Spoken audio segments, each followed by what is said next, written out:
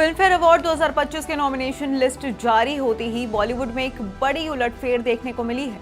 किरण राव की क्रिटिक्स द्वारा सराही गई फिल्म लापता लेडीज को सबसे ज्यादा नॉमिनेशन मिले हैं, लेकिन इस लिस्ट की सबसे बड़ी चर्चा का विषय बनी बेस्ट एक्ट्रेस कैटेगरी की नॉमिनी महज 17 साल की एक्ट्रेस नितांशी गोयल। नितांशी ने जिस उम्र में अपने करियर की शुरुआत की है, उस उम्र में वो करीना कपूर और विद्या बालन जैसी अनुभवी और आलिया भट्ट जैसी टॉप एक्ट्रेसेस को टक्कर दे रही है। ये अपने आप में ही एक शानदार उपलब्धि है, जिसने नितांशी गोयल को रातों रात इंडस्ट्री के सबसे चर्चित चेहरों में से शुमार कर दिया है। फिल्म फेयर अवार्ड्स 2025 में बेस्ट एक्ट्रेस क्रिटिक्स अवार्ड की कैटेगरी में मुकाबला बेहद दिलचस्प है।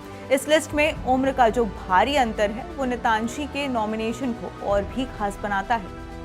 इस कैटेगरी की नॉमिनेशन की बात की जाए तो आलिया भट्ट फिल्म जिगरा के लिए नॉमिनेटेड है। आलिया सिर्फ 32 साल की है। Kareena Kapoor film the Buckingham murders के लिए नॉमिनेट हुई है और उनकी उम्र 45 साल है।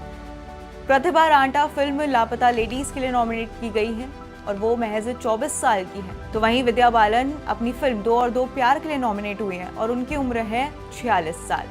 तो वहीं नितांशी गोयल भी फिल्म लापता लेडीज के लिए इसी कैटेगरी में नॉमिनेट हुई हैं और इस लिस्ट में सभी एक्ट्रेसेस मैच्योर एज की हैं, सिर्फ एक को छोड़कर। इस लिस्ट में सबसे कम उम्र की एक्ट्रेस नितांशी गोयल है, जिनकी उम्र महज फिलहाल 18 साल है, लेकिन उन्हें फिल्म लापता लेडीज में कास्ट किया गया था तब उनकी उम्र महज 17 साल थी।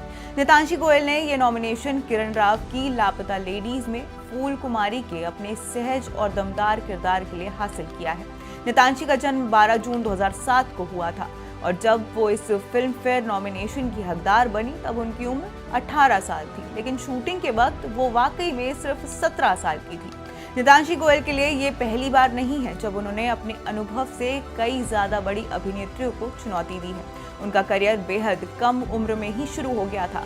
नितांशी गोयल मूल रूप से नोएडा उत्तर प्रदेश की रहने वाली है। उनके पिता एक बैंक कर्मचारी है और माँ स्कूल में टीचर है। उन्होंने अपनी स्कूल शिक्षा नोएडा के विभिन्न स्कूल से पूरी की है और फिलहाल अपनी पढ़ाई वो कंटिन्यू कर रही हैं। एक्टिंग के साथ साथ नितांशी एक ट्रेंड डांसर भी है और उन्होंने मोहिनी अट्टम नृत्य की शिक्षा ली है। वो एक पूर्व मॉडल भी रह चुकी हैं, जिन्होंने miss Pantaloons junior fashion icon का खिताब जीता था।